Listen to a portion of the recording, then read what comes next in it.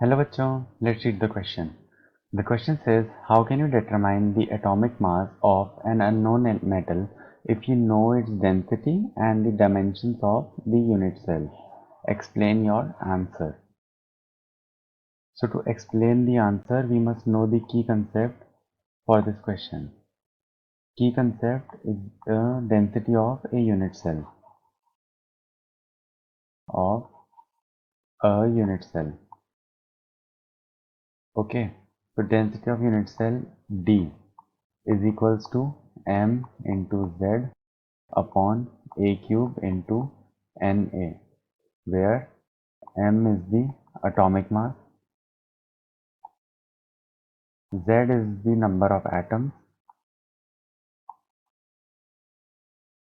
a is the edge length, and Na is the Avogadro number.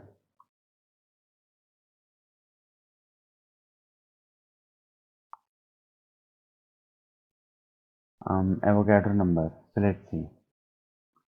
तो अपने पास formula क्या है कि d is equals to m into Z upon a cube into N A. अब उनको question में पता है कि अपन को डेंसिटी पता है, तो डेंसिटी इज नोन।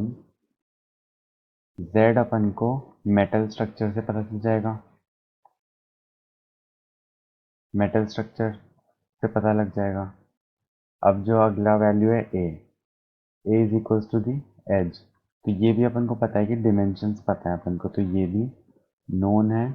और एन ए की वैल्यू क्या है 6.023 इंटू 10⁻23, ये भी अपन को नोन है। तो अपन अगर उस फॉर्मूला से देखें तो mass is equals to density into volume into N A upon Z, here volume is equals to a cube. तो अपन को अब यहाँ पे डेंसिटी की भी वैल्यू पता है, वॉल्यूम भी पता है, एन ए की भी वैल्यू पता है और जेड की भी वैल्यू पता है। तो उससे अपन अब आसानी से atomic mass of unknown metal find out कर सकते हैं। I hope you understood the question well. Best of luck.